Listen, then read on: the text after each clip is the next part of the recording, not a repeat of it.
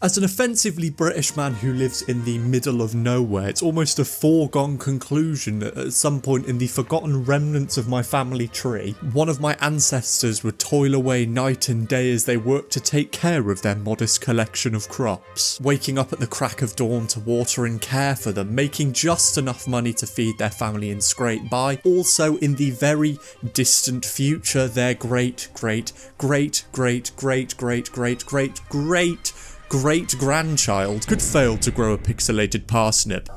This one's for you, Grandpa and Grandma. I first stumbled my way into the wonderful world of Stardew Valley around this time last year at a point of immense lows in my personal life. But even then, it didn't take long for that immensely depressed version of Henry to be hooked for life. What makes this game so compelling is that although on the surface it may look like an incredibly fun, colourful and simplistic game about growing some parsnips, doing some fishing and shamelessly flirting with every villager with a pulse until you're rejected by all of them, it very quickly becomes overwhelming. I mean, just put Stardew Valley into a YouTube search and see for yourself. There is an entire industry spawned off the back of trying to live a perfectly optimised pixelated life.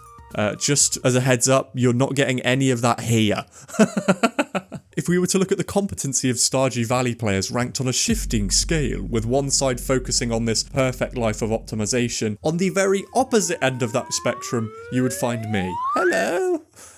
I mean, even now, as I'm standing in front of this green screen, I've obviously finished the video and I've put well over 40 hours into the game, and there are still incredibly key and core aspects of the game that I still have not unlocked. You sitting at home are going to know vastly more about this game than I will. Sit back and relax, maybe grab a snack or 2 or 3, I won't judge you, and let's see what this immensely dumb man learned in his first year in Stardew Valley. Spoilers, it's not a lot. After naming yourself your farm and creating your incredibly lifelike character by making them look all cool and fresh, the game takes an immediate left turn as we are confronted with a harrowing cutscene showing our grandfather on his literal deathbed twitching silently as he hands you a note that you can only open when his prophetic vision comes to pass. There will come a day where you feel crushed by the burdens of modern life and your bright spirit will fade before a growing emptiness. When that happens, my boy, you'll be ready for this gift. What is happening? I just wanted to water some crops, not be lectured by the Oracle of Delphi. It then cuts to many years in the future when we're working a dead-end job for the soulless conglomerate Joja, staring blankly into the reflection of our computer screen as we again sit there and realise in real time that our grandpa's tarot reading has come true. We reach into our drawer, read the note and decide to get away from it all by following in his footsteps as he gives us the deed to his pride and joy, a farm in a little known place called Stardew Valley. Just to recap, we're 2 minutes into the game, our grandfather has died, we are working in an Amazon fulfillment centre and we hate our life. Yeah, sounds about right. Once we arrive, we're greeted by 2 of the town's inhabitants. Robin, who is the local carpenter who meets us at the bus stop, and Lewis, the mayor of Pelican Town, who is the mayor? I feel like I've just covered that. They explain to us how it's now our job to bring Dummy Farm back to its days of former glory as we finally break free from the monotonous cycle of soulless capitalistic greed and get in touch with not only nature but the inhabitants and mysteries this quiet little town has to offer. We have a little nap, wake up, walk out the door, and it's at this point that you are first greeted with an immense feeling of dread that you will very much become accustomed to. Instead of doing what normal Henry would do in this situation, get back into bed, shutting the curtains and whacking on Brooklyn Nine-Nine for the 84th time, I decided to make a change. I started day 1 by cleaning some of the detritus in my immediate vicinity, hoeing some of the ground and haphazardly laying down some parsnip seeds. Hello, this is Henry from my future. I'm in the edit now looking at this. I'm about a minute and a half into day 1 and instantly that seed placement bugs me to no end. This is the standard of gameplay you will be getting used to. For the rest of day 1, I frantically ran around town trying to interact with any villager I could find before stopping in at Pierre's on the way home, buying some more parsnip seeds and filling in the blanks, so whoever out there was writing an angry comment, have that. I'm clearly the talk of the town already, as on day 2 I'm greeted with some mail from a person I've never met, but as I hate social interaction, I choose to ignore it for now and focus on my parsnips. After doing some more random cleaning around the place, I did some light breaking and entering, as I tried again to find and interact with every villager, but I mean, it is absolutely their fault for leaving their front doors unlocked. I've only just rocked up to this town. Have you people not heard of crime? After finding no one, I decide to have a stroll down the beach where I find the person who sent me the mail in the first place, this haggard fisherman called Willie. He gave me his old fishing rod and I stared coldly into the depths of space, contemplating what had become of my life. Seriously, who am I? Why is everyone so trusting? Do these people not know what crime is? Buy some locks, guys. Seriously. For the rest of day 2 and day 3, I spent fishing as I was slowly coming to grasp with what would be my life for the foreseeable future, and I was at peace with that. You know how they say your home is a reflection of your state of mind? On day 4, I was starting to get a bit annoyed by just how hellish my home looked, so did some light redecorating before instantly getting too tired, realising I had no food and no money to buy food, and turned in at the ripe hour of 1:10 PM. This game's very realistic. From being so over on the previous day, the meter ticked all the way back to we're so back, as on the morn of day 5 it was time for our first harvest. Hell yeah baby, look at those sweet parsnips. God, I love that noise. After some more horrendous seed placements that would have gotten me exiled from my village in the Middle Ages, I ended the day with some light foraging. I say that, would you call a deforestation light foraging? Look at me, I'm hoovering up daffodils like the British Empire taking land.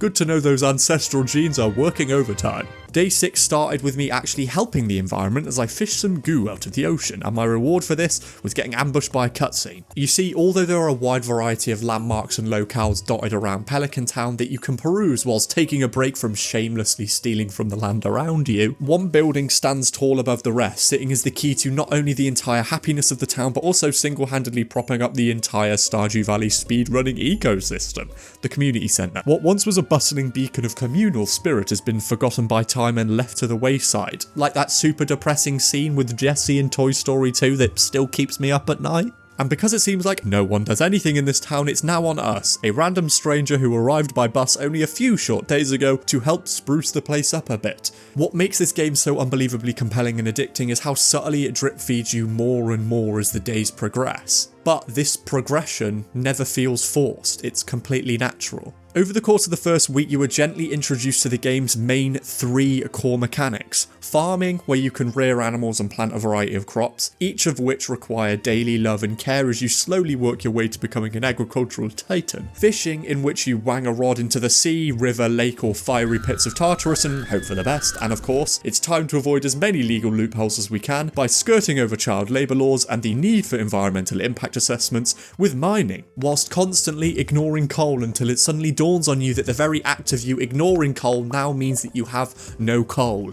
Wait, my actions have consequences? Why did no one tell me this? Whilst on the surface these 3 core tenets may seem incredibly simplistic, as is the case for the rest of the game, it's only when you take the time to progress and actually level up these skills do deeper, more intriguing complexities come floating to the surface. Take for instance fishing. At the start of the game it seems like a relatively simplistic minigame where you've got to keep a PNG of a fish inside this nice little green bar, but as you progress further and further into the game, more levels of difficulty are added. As time goes on, you can upgrade the quality of your rod, add bait and lures, all of which serve to increase your chances of success. Every body of water yields different fish, and depending on the weather or time of year, your chances of catching said specific fish change drastically, as it now dawns on you that every single decision you make has wide-reaching consequences. And this is the case for every mechanic in the game. Your time matters. The time around you matters. Your little pixelated life matters. With all of this leading to the eventual scenario when it starts raining in the middle of fall and you have to frantically search a wiki to see where you can find that final fish to help you finish something in the community centre so your entire life doesn't feel like a lie. And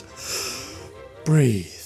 Oh yeah, the community centre. The community centre serves as the communal lifeblood of Pelican Town, whilst also acting as a hub for many little quests to accomplish as the days go by. Because at the end of this mighty slog, each bundle in the community centre provides you with various rewards, ranging from things like a bee house, a cheese press, some seasonal seeds, and when you complete an entire bundle, it ramps up to helping you make friends or unlocking new areas of the map by removing boulders and repairing the big broken bridge. That's really... why'd I struggle so much? Big broken bridge. I struggle so much with that. Even if you're entrenched in your ways of only doing one aspect of the game, like depressed Henry from the first time I played this, the community centre slowly teases you into learning more and more about the game's 3 core mechanics. allowing you to become familiar with the entire game at your own pace. In fact, if you're feeling extra evil, you could completely choose to ignore all of this, lean into your capitalist urges and buy all of them at Joja Mart at the end of town. It's their fault for leaving me on my own for so long. This is what happens. Don't get too worried. Whilst I've been waffling here, you haven't missed out on some next level strategies. I saw a wizard vaporize a small green creature before necking a herbal remedy, bought some potatoes, parsnips, beans and kale, ticked some of my first items off the community centre checklist, trekked into the mines, took my first life and felt absolutely nothing, and only managed to make it to the bottom of floor 5 by the end of day 8. See, you didn't miss anything. Jumping ahead to day 10, we reach the biggest milestone of the entire video as Marnie rocks up and gifts us with a stray cat that was found loitering outside. I name it Concrete, harvest some more parsnips and spend the rest of the day chilling with him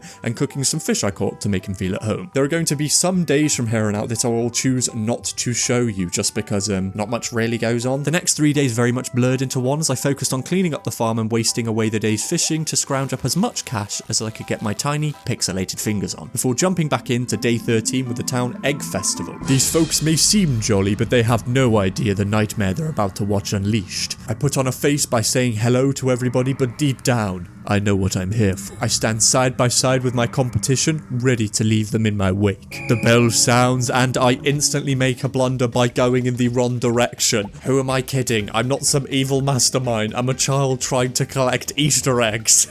I get absolutely crushed by Abigail and I return home utterly devastated. I will be back. With these thoughts flowing through my brain, I'm clearly in a state of delirium as I witness a fairy commit a cosmic drive-by, and I wake up to my most beautiful harvest yet. I do the regular daily activities of saying hello to Concrete, watering my many crops, and then trek down to Cliff's blacksmith to get my first geode opened, and just like the egg festival, it was underwhelming. So I drown my sorrows by splashing all my money on parsnip and cauliflower seeds, as my ancestors would have wanted. Coming on to the end of my second week, I spend the entire day fishing and lose track of time before moving further down the mines on day 15. The souls of the slain started weighing heavier and heavier on my conscience, as the line between me and the shadows I cast on these caverns became thinner and thinner. But who cares about that? I reached level 10 and got some fancy leather boots, so it's all worth it in the name of fashion. These new kicks whack me into overdrive with not only my lust for precious minerals, but for violence, reaching a fever pitch as I burst through level 15 all the way to level 20, where I was given a new blade to turn on my foes. I say foes, they're just sort of in the caves and I turn up. Am I the villain here? I trek back to my abode with the darkness of night being kept out by a solitary torch. I whack some copper in the furnace and try not to think about what I've just done. God, what if they had a family? Little tiny slime partners with little tiny slime children. What am I? It's day 18 and I've got a backpack! Hooray! Just in time for this big ol' harvest of spring forageables. After storing some away in a chest and walloping the rest up for sale, I make some basic fertilizer, my first sprinkler. Beep, beep, beep, beep, beep, beep. That's a celebration noise, and head off for the day where we witness my first of many failures. I see this quest to get Clint 20 copper and I think, oh, I have 20 copper, let's do that, without realising it means 20 fresh copper, so I just start this man's day off by depressing him. Great. The rest of day 18 I buy some parsnips and potatoes, go back to Clint to process some geodes and hope he doesn't resent me. Before dropping off some donations to Gunther to make me feel good, I return home to take out the sadness by chopping down wood. Fresh from the disgrace of the day before, I retreat further into the depths of the mines, taking out my anger on the super annoying stone golems that just won't leave me alone, but also take too many hits. But finally, as the clock strikes 10, I reach floor 40 and get the slingshot, and spoiler alert, this is the only time you'll see it in my hands, so it was worth it. The only notable thing about day 20 was I started construction on a well, got a new shirt and fished a piece of driftwood out of the sea and gave it to Leia, as in my big brain I remember she likes those, and as we saw what happened with Clint, I need to start actually interacting with people or they might ostracize me from the town altogether. I then wanted to get some cool B-roll shots and ended up sitting offensively close to her, and I felt so unfathomably creepy that I just sat the other end of the bar and faced the other way instead. So that's cool. I quickly quickly gave Jodie a cauliflower to complete a quest and then dove into the mines to try and get some iron and coal. God, I always need coal. I say that, but look as I just casually walk past all these dust sprites, and past Henry has no idea how much he's messed up future Henry. Why do you always get punished for your hubris? You never get rewarded for it, do you? After running out of food, I desperately needed a break to get to floor 50, and I just about scraped through, getting some nice tundra boots as a reward to make me feel at home. Following that harrowing experience, I gave Clint my pickaxe to upgrade it and spent day 22 and day 23 foraging on the beach and fishing well into the night. After that was the date of the flower dance, and this is where my social anxiety came back to bite me. As I'd only spoken to about 4 people so far, and 2 of those I met in the tutorial, and the other one was an angry blacksmith who I accidentally gave a piece of copper, this did not go too well. I got brutally rejected by Leia and then had to watch a bunch of people I had never spoken to dance for an extended period of time, whilst in the background I could just see Clint staring daggers at me, so clearly, he had not forgotten about that. Instead of actually doing something about it and talking to people, I retreated like the Underminer from The Incredibles and went further into the depths of the earth and just absolutely annihilated a whole bunch of... Okay, we're going to stick with evil creatures here because it will make me feel better for me doing that. They're definitely not innocent, they're evil. I'm the good guy. To recover mentally, I caught a ghost fish and trotted back home, trying not to think about what I'd just done. I was made to feel better the next day as my mom emailed me and gave me some sweet, sweet cheddar cheese, which I could use in the Stardrop Saloon to drink my troubles away after the harrowing last few days. Anyway, bottle those emotions deep, deep down because it's time to harvest some crops. Hooray! I then ran over to the community centre to drop off 2 fish into the lake fish bundle, and I run over and drop some solar essence in to finish off the adventurers bundle, which puts me one step closer to repairing the mine carts. And I'm rewarded with a small magnet ring and access to the vault, so at least progress was happening on this front. Slow progress, but progress none the same. Speaking of progress, I went to, you guessed it, the mines again, where I killed some ghosts, which I'm guessing counts as 2 souls on the conscience, and tried to make it to floor 60, but ran out of food again, and got spooked by some bats and my screen going purple. And so, the final day of spring, I got to work harvesting the last of my crops, putting some iron in the fire, stocked up on as much food as I could, and just absolutely totaled these poor fools. No mineral was safe in my path. Rocketing my way through the caverns and getting to floor 70, where I was rewarded with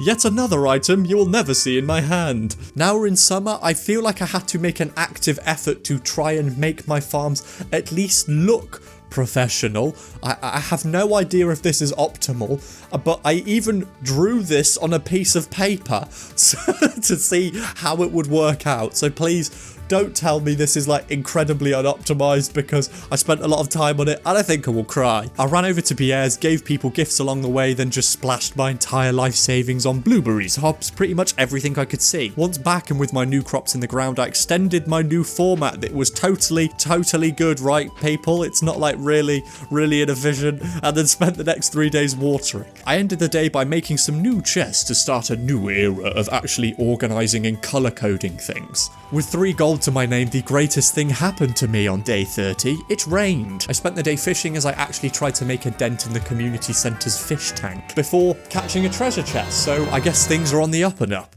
Getting to day 31, where Mayor Lewis emailed me to tell me that he'd lost a pair of purple pants. So I did what any rational person would do that just got told this by someone they'd only interacted with twice and they had just met. I ignored it forever and went deep underground. For the next 3 days, I spent them primarily in the mines as I worked towards getting more beautiful sprinklers. Finally hitting level 80 on day 33, but then that dang hubris came back. I pushed even further and got instantly punished, and finally I was the one who was killed. Robin saved me and all I lost was some aquamarine and 200 gold, so I guess it could have been worse. But I'm coming for you, single red slime, just you wait. I guess they heard me because the next day I hit not 1 but 2 slimy miney levels back to back, and look what I did to these poor things. It has to be a crime surely, or at the very least a swift telling off. I know you're supposed to tan in summer, but I spent the first 10 days living like non-Stardew Valley Henry does, as I went deeper and deeper into the mines until finally on day 38, I did it. I hit level 100 and then ate some purple fruit I found in a chest. I mean,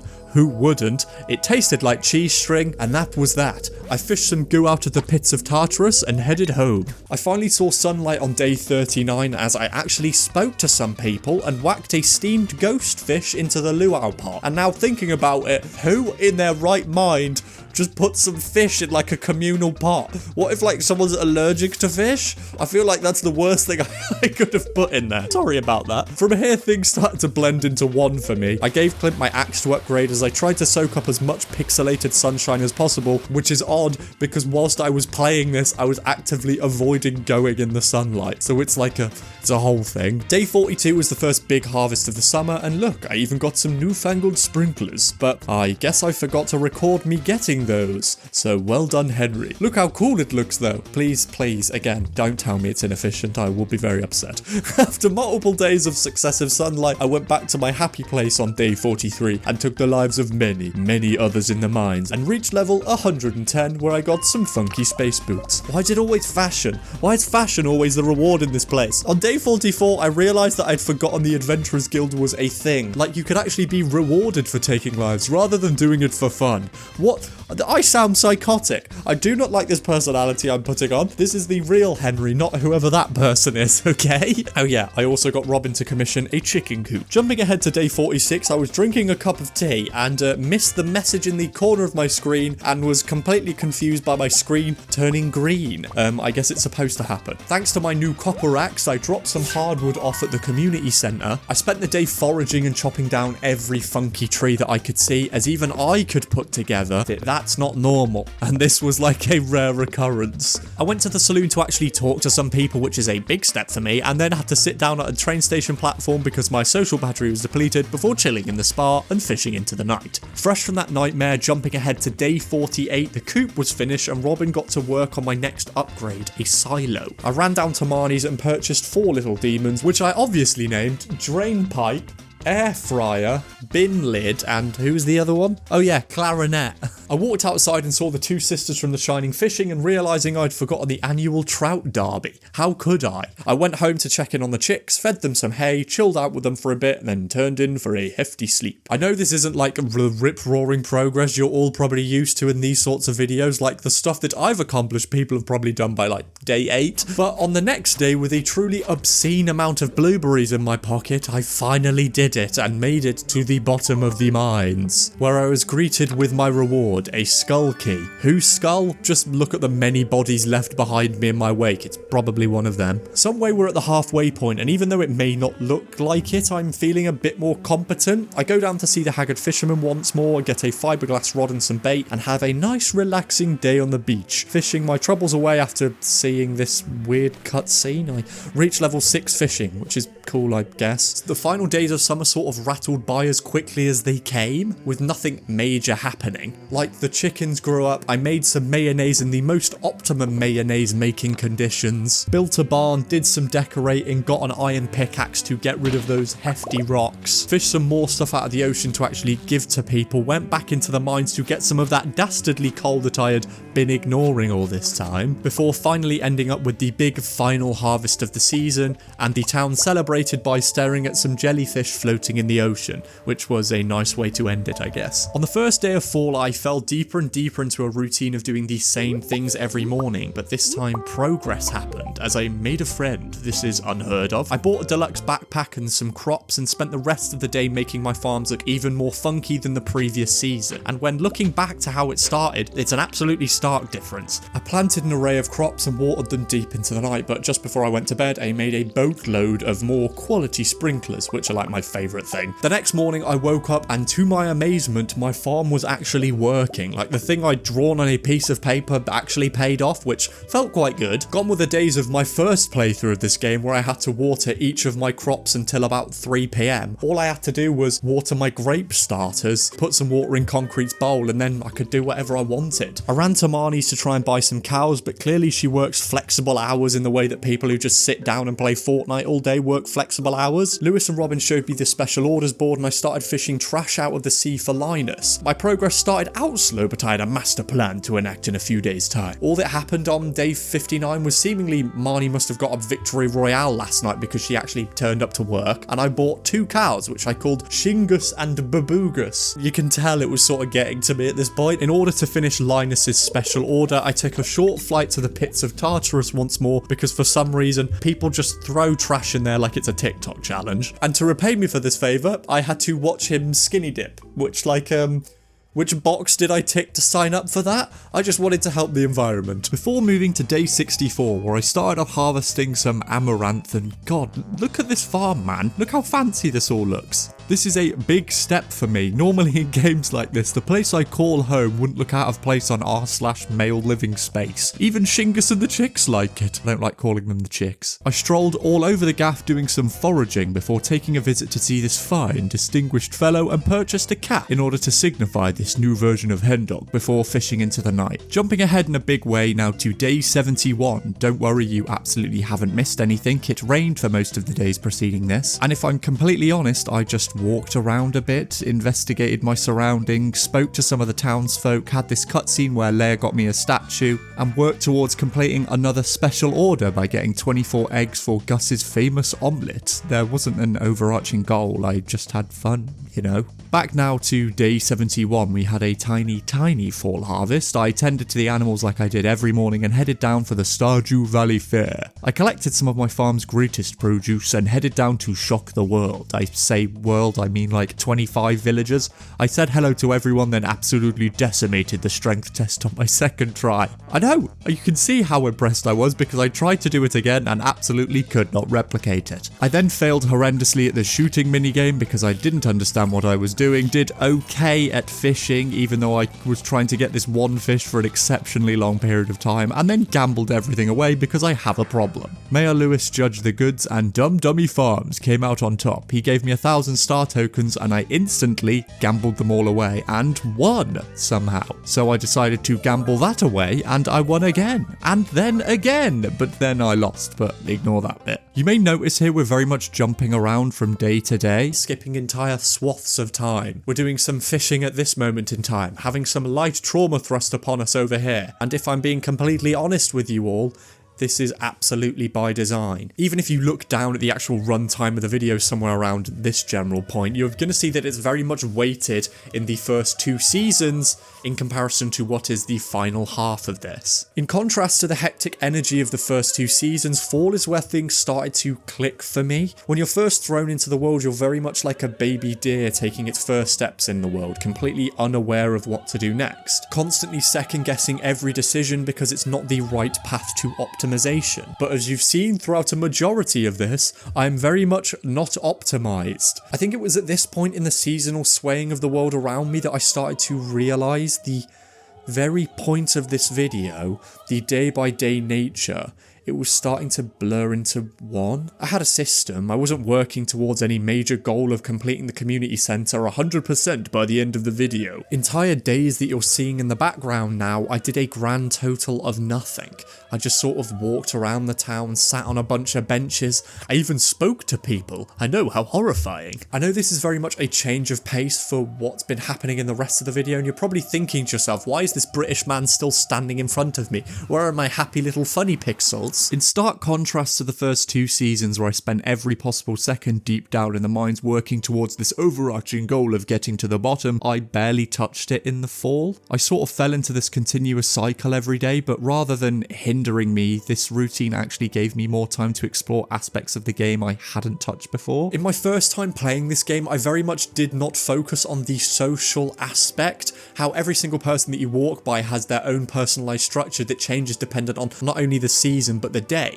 Every single person around you is living their own life. I completed more special orders, I interacted with more people, and it wasn't just the people that you could romance, it was like Willy the fisherman and Gus behind Stardrop Saloon. I actually wanted to get invested into the world's mechanics more. You learn more about these people's lives, their troubles that they've gone through, and I know I keep saying this exact phrase, but that's one of the most interesting aspects of this game to me. The people in it, the characters. It's so interesting when you get invested in these people's storylines, even individuals that you had completely neglected for entire swaths of the game. They all have their own things going on, and that's super cool. As you can see, we've reached the final day of fall. My farm is at a level of automation that means I've sort of got time to do whatever I want in the game now. All I have to do is tend to the animals and do some general cleaning, a little bit of watering, and that's about it every morning. Other than that, the world is my oyster. This felt so weird. I wasn't used used to it at all. But on this day, it felt even stranger to me, because after all the progress I'd made, all the automation I'd got to achieve, I just had to chop everything down and start again. I was at a point of feeling like, is this it? Is this the constant cycle? Does it ever change? But for any of you out there who have actually played the game, you know there is very much a swift change coming on the horizon that I was unfamiliar with. These thoughts and feelings were very much emphasized as soon as frost started to settle in and we made our way to winter.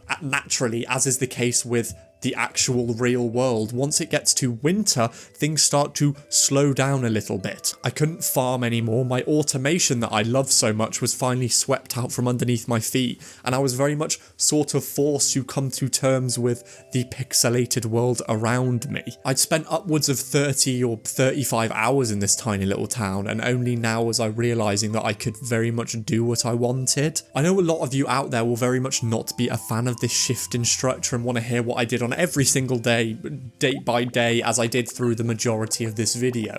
But it's just what happened naturally. I'm not saying that I didn't do anything and I just spent the next 10 hours of the game sitting in a bench and drinking a cup of tea. Obviously, I still did things throughout this time. I got some ducks, which I named Big Paul, Dave and Bimbag, and some goats called Cat, Bobo and Turnpike. I still continue to do incredibly dumb things like not reading a special order before accepting it and being locked into a challenge you physically can't finish because you don't have a greenhouse.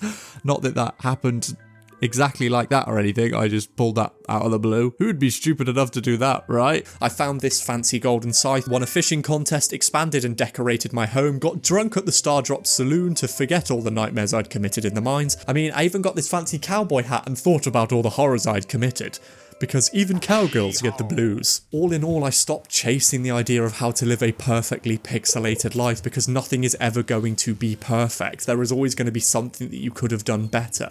Even in videos about 100 days in Stardew Valley, there are going to be missteps, there are going to be misplays, there are going to be things that these people wish they had done differently. And obviously, as you can see from my many misplays, there's quite a few things I could have done differently. This isn't the perfectly optimized way to play Stardew Valley. This isn't a perfectly optimized video about a perfectly optimized way to play Stardew Valley. I just decided to chill out a bit. It made it sound depressing to some of you or underwhelming, but I'm at peace with it. I mean, jumping back into the day-by-day routine here, day 86 sort of emphasizes this point, how I just sort of did what I wanted to. I woke up, tended to the animals as I normally would. I saw the bridge repaired in the night as well, and then I just started fishing throughout the morning. Then it suddenly hit me I should probably go and check out what that bridge did. Once confronted with this absolute barrage of ores and stones, I basically spent the entire day chipping away at it. I got there at 11:20 and I didn't finish mining until well over 7 PM. I just saw a goal, wanted to accomplish it, and did. That was all I did. There was nothing special about that. I just fell into a routine. In the process of actually writing and researching this video, I decided to look into the background of Stardew Valley and its creator, Concerned Ape, or Eric Baroni, and I was left in a constant state of amazement, who pondered about creating a better version of 1996's Harvest Moon. But unlike the rest of us, instead of locking this idea into the deepest remnants of our minds for the remainder of our days before returning to a life of monotony, Baroni actually did it. Over the course of the next 4.5 years, he would toil away brutally in isolation, carefully crafting every inch of sound design, every piece of pixel art, every obsessive ghost who just won't leave me alone when all I want in this world is some goddamn coal. Regularly clocking 12-hour days as his personal life began to wilt and dwindle away as he sat there, focused on this singular goal, working to accomplish this monumental task on his own. I feel like I can't emphasize that specific bit enough. Baroni made this entire game on his own and just sort of figured everything out along the way. That is just crazy talk. I mean, clearly we're in the same boat because my first video on YouTube got 3 views. In the first 2.5 weeks of its release, more than 500,000 people downloaded it, with critics and players alike unanimously agreeing that it was a true work of art. And now, more than 8 years later, with a fanbase that is still as fervent as ever and more than 41 million copies sold worldwide, I think it's fair to say that those 4.5 years were worth it. Maybe. But did he get 3 views on a video about FIFA 15? I don't think so. But whilst looking into the background of Stardew Valley, I stumbled upon an interview from Eric Baroni with Jesse Single for Vulture all the way back in 2016, in which he sort of addressed this exact feeling. Or as Jesse Single put it, one of the messages is to chill out a little, to not get sucked into the capitalistic vortex. Even upon the game's release, Baroni was referencing how from minute one people were trying to live a perfectly optimized life without thinking about what was going on around them, making as much money as they possibly could in such a short span of time. I mean, it sort of like goes against what your grandfather was saying all the way back at the start of the game. I'm absolutely not saying this is the wrong way to play the game, and I don't think Baroni was either. It's fully on you to decide what you want to do here. I think it's just interesting to think about. I mean, it's also an excuse for if any of you say I'm bad, I can just say, well, that's not a misplay. I'm playing the way Baroni intended. You can see the footage rolling here. This isn't a cop-out. I didn't just go, you know what, that's 60 days of Stardew Valley. I'll just whack it up and say it's 100. This was, like I said, very much intentional. Even the actual concept of this video, the 100 days, the actual format, I felt it was too heavily favoured in this realm of optimization. Every single day you need to accomplish a specific goal in order to reach your objective by the end of the video. But I never set out with an objective here. This wasn't like, by the end of the video, I'm going to collect every single whatever. I was completely honest with you from the get-go. Weirdly enough, I think it's very on brand for me that when I actually ended up getting to day 100, I had no idea. Basically, I'm very dumb and I did the maths wrong and thought I had a few more days to go. So when the big day finally came, there wasn't any fanfare. There was no special mission to accomplish to celebrate my achievement. The cycle very much stayed the same. I got up, as I did every day, said hello to the animals and made sure they had food. I mean, you can see how I had no idea because I spent the majority of the morning redecorating and moving plants around in my room. What a way to celebrate 100 days. I donated some things to Gunther, I got some geodes opened and secretly hoped that Clint still didn't hate me, but I feel like he does. The only thing of note that happened was that I managed to fill the vault at the community centre, but even that was just a spur of the moment thing in between moments of walking to the beach, sitting on benches and watching the world pass by. I said hello to a few people in town, felt that was enough and headed in for an early night. That was it, nothing special at all. In my mind, I actually thought this day was the final day, as you can tell by the fact I'm wearing a birthday hat. These are the final stats and you can very much see where I spent my time. I got level 10 on farming, 8 on mining, foraging and fishing, and only 6 on combat. I mean, even when it got to the point of day 100, I didn't just immediately turn my PlayStation off, throw my controller out the window and not think about it again. I kept playing as I made it to the desert on like day 102, maybe 103. I can't quite remember. But again, this was an entire aspect of the game that I had not gotten to yet. Even in my first playthrough of the game where I played like 15 or 20 hours, I didn't even touch this specific section. Even now, I have no idea what to do here. Like, I don't know. I sort of fell into the same routine that I always did. Did some fishing for a bit, foraged around, and then went deeper into the mines. Even with all that I've said so far, I fell right back into the routine I was just criticising. I wanted to find out what was down there. The children yearn for the mines. I say, I'm absolutely not a child. I'm 26. I can't imagine that a lot of you have even made it to this specific part of the video. This is my first video on a second channel that I've launched completely out of nowhere. And even if you clicked on this video to start off with, I feel like a lot of people jumped ship at a lot of the early misplays. But if you've made it to this point, thank you. It means a lot. This was very much a change of pace from what I normally do on my main channel. And if you want to see more, let me know in the comments down below. You can choose to go to the other end of the spectrum, live a perfectly optimized life and complete everything by day 8, or just sit on a bench and listen to the wind rustle these pixelated trees. That's what makes this game so meaningful. It's so easy to get lost in the process of doing things the correct way every day, optimizing every second and going through the motions. But no matter how you play the game, the days will still change, the seasons will still come and go, leaves will continue to fall, and old men will make you watch them skinny dip in a public place. It's just the way of the world.